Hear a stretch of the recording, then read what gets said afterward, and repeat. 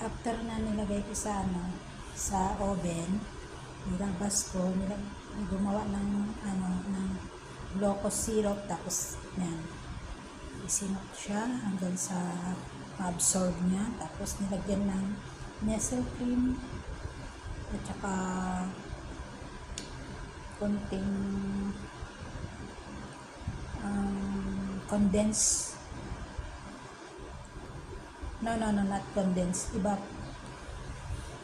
condensed milk, ito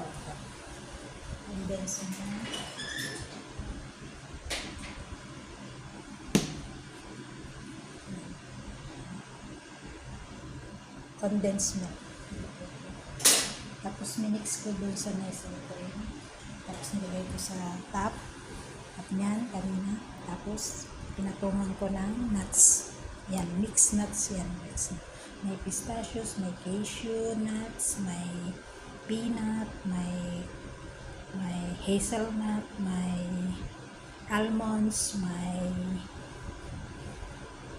iba't ibang klaseng nuts yan. Diba? Well done. Mamaya kakainin nila yan kasi hindi na nila ako ginigising sa madaling araw.